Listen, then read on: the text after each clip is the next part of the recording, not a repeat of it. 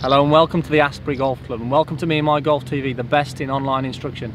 I'm Andy Proudman. And I'm Piers Ward, and today we're going to be talking about whether your lead foot spinning out causes you to slice the golf ball. Let's take charge of your game.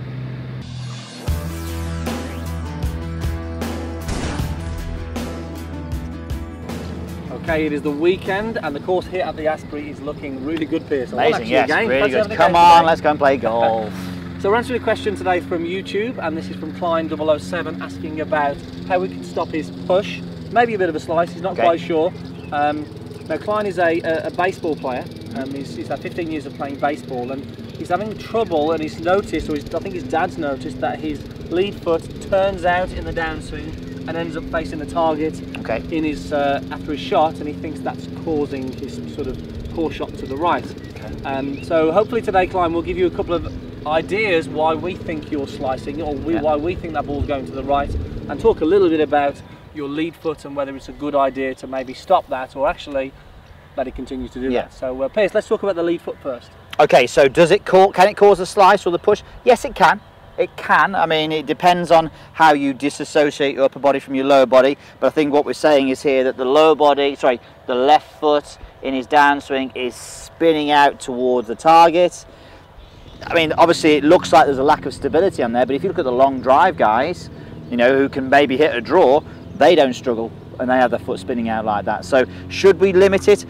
I don't think we should, personally. I think probably the thing to do for you on this part is actually say, well, look, if it's going to spin, let's just put it there to start with. So let's actually just get it flared out to start with. It's going to really help encourage the rotation of the hips. Now, if you hit baseballs, then you haven't got a problem doing that. But yes, you may feel a little bit more comfortable and stable with that lead foot pointing out more. Yeah, and I think with the fact that you are a batter and if you do baseball, rotating those hips isn't going to be an issue. So trying to limit the foot is actually going to stop the rotation, which we do not want. That's going to be great for power, but also great for the club face through the ball as well. It is possible if you over rotate the hips that you could throw the golf club out in front of you. But I think we've got a few other ideas why it might be.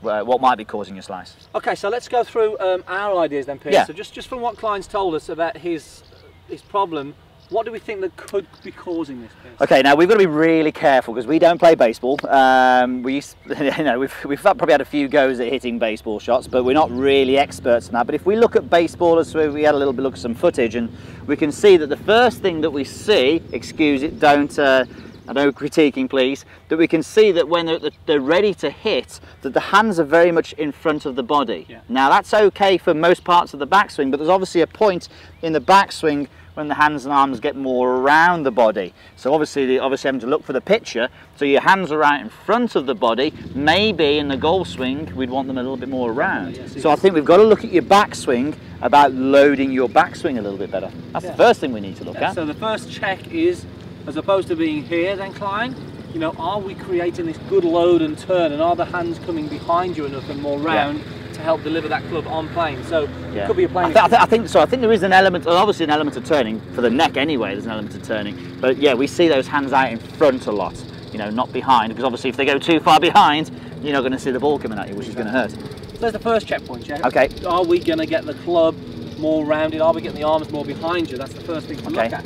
Next thing really is then really is downswing. It's the same sort of issue really. Again, if you're used to having your hands and arms out in front of you, then you could be throwing those hands and arms out in front of you very early in your golf swing as well. So from the top of your backswing, you could be used to throwing your hands and arms out in front. You're obviously going to be rotating here, so it's probably more likely that the bend to the right is from you throwing the hands and arms out in front of you.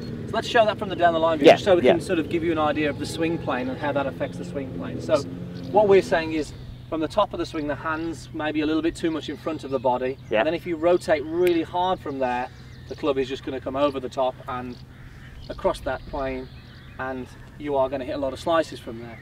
So what we would like to maybe see you do, we can go. Should we go into the drill pit? Should we go for the drill? Yeah, okay, go for the drill. So what we're going to do, we're going to get the right foot pulled back a little bit. We've done this quite recently, so we're going to pull the right foot back a little bit. You'll notice my golf ball is on an extreme high tee, so the same height you would get for a driver. So I've only got a 6 iron here.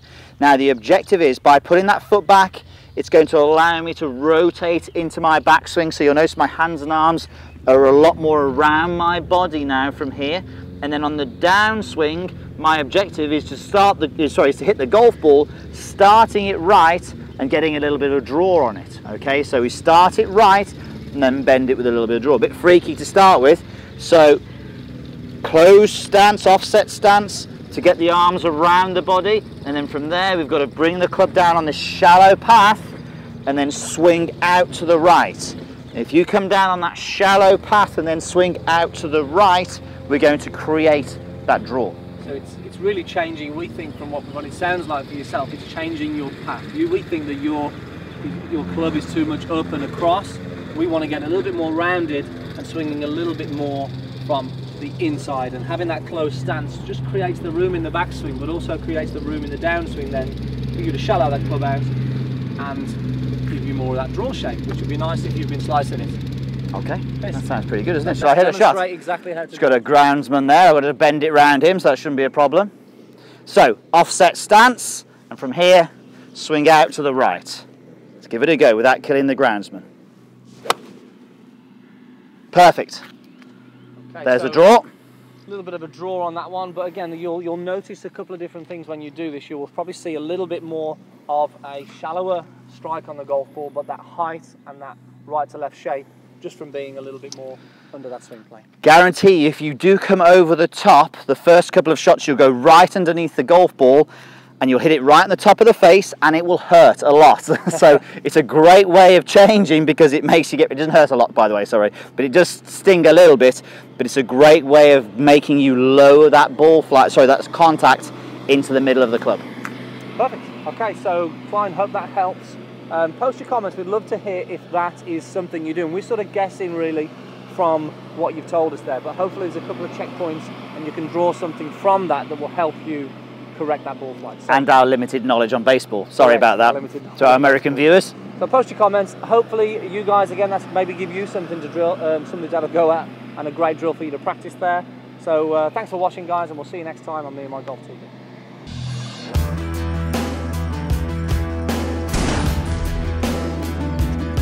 Load into this right leg a little bit better. Now somebody who tends to have, let's say, a poor flexibility in their right hip, stands pretty square on, that can sometimes cause them to sway in the backswing and limit the amount of rotation, which has an effect on swing.